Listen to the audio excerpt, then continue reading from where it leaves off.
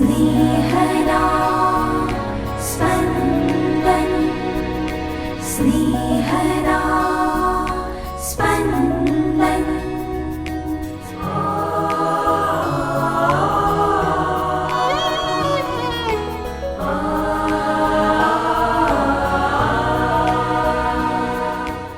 સામાન્ય કાળના 34મા અઠવાડિયાનો શુક્રવાર. આજના શુભ સંદેશમાં ઈસુ કુદરતની એક ઉપમા દ્વારા અંત સમયને સમજાવે છે. પાનખરમાં ઝાડના પાન ખરી પડે છે અને ત્યારબાદ નવા પર્ણ ફૂટવા માંડે છે, એટલે સમજી જવાય છે કે વસંત નજીક છે. એ પ્રમાણે પ્રભુના બીજી વારના આગમનની એંધાણીઓ સમજવી જરૂરી છે. સાંભળીએ સંત લુકકૃત શુભ સંદેશ, અધ્યાય 21, કડી 29-33. પછી ઈસુએ તેમને આ દ્રષ્ટાંત સંભળાવ્યું. તમે અંજીરના અથવા બીજા કોઈ પણ ઝાડનો વિચાર કરો. એને કૂંપળ ફૂટવા માંડે છે એટલે આપોઆપ તમે સમજી જાઓ છો કે વસંત નજીક આવી છે.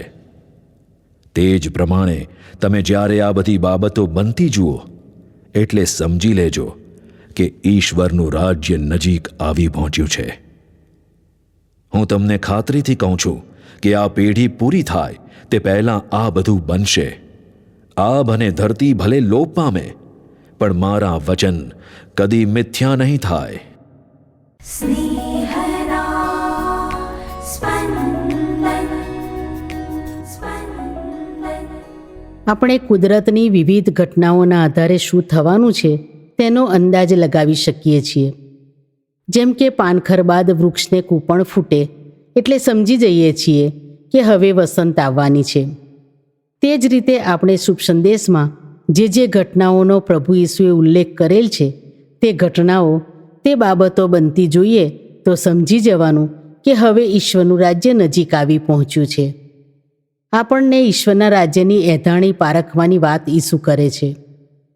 કુદરતની નિશાનીઓ પારખવામાં કાબેલ એવા આપણે પ્રભુ તરફથી મોકલવામાં આવતી નિશાનીઓ પારખી શકવામાં ઊણા ઉતરીએ છીએ. ઈસુ ઈચ્છે છે કે આપણે આધ્યાત્મિક જીવન માટે પ્રકૃતિ પાસેથી પણ કંઈક શીખીએ. અંજીરના ઝાડનું દ્રષ્ટાંત આપણને મુક્તિનો સંદેશ પણ આપે છે. ફૂલઝાડ ઉપર નવીન પાંદડા ફૂટે એટલે આપણે સમજી જઈએ છીએ કે હવે વસંત ઋતુનું આગમન નજીકમાં જ છે.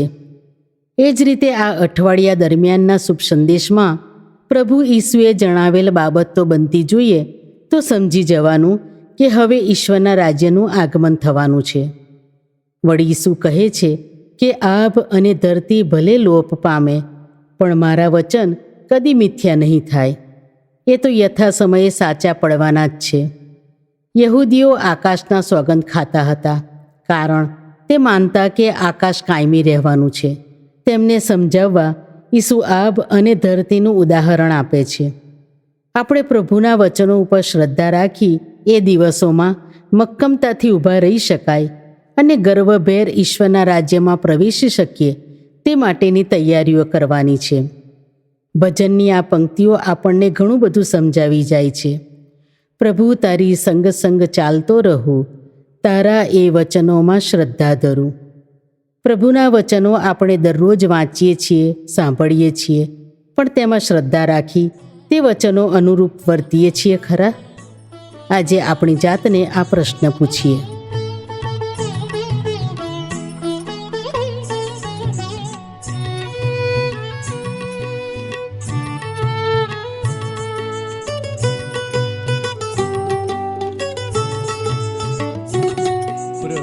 પ્રભુજી કેરી ક્યારની હું તો જોઈ રહ્યો તો વાત. પ્રભુજી કેરી ક્યારની હું તો જોઈ રહ્યો તો વાત. લડી રહી મુજે પાસ છેવટે સુણ્યો મારો સાથ. પ્રભુજી કેરી ક્યારની હું તો જોઈ રહ્યો તો વાત.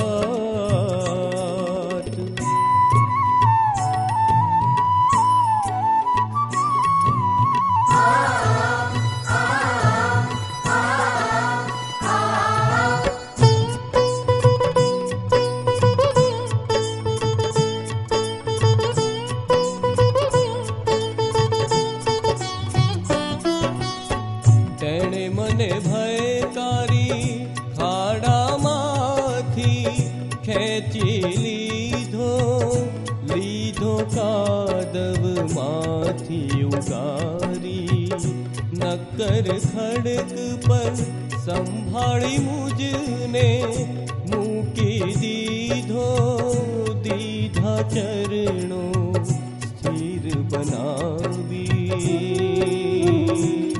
પ્રભુજી કેરી ક્યારની હું તો જોઈ રહ્યો તો વાત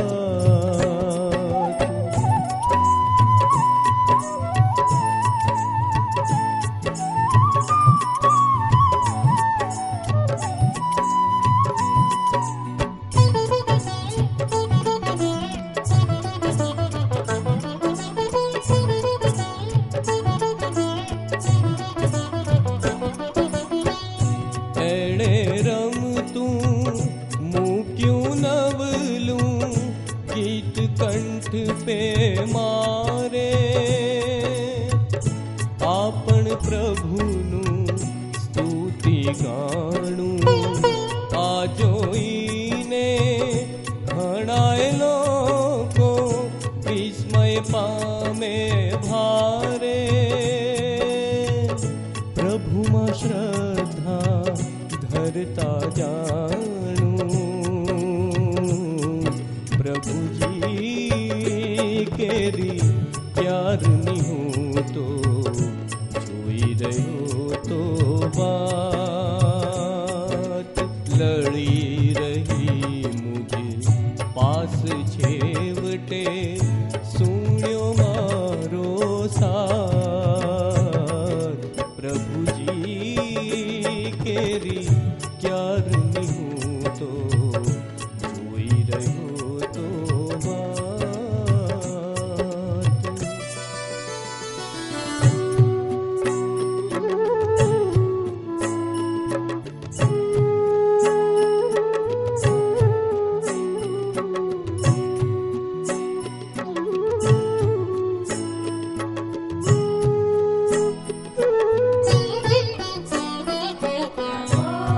પ્યાર કેવો અમારો તું રાખે પ્રભો પ્યાર કેવો અમારો તું રાખે નહીં તારી તોરે કદી કોઈ આવે પ્રભો પ્યાર કેવો અમારો તું રાખે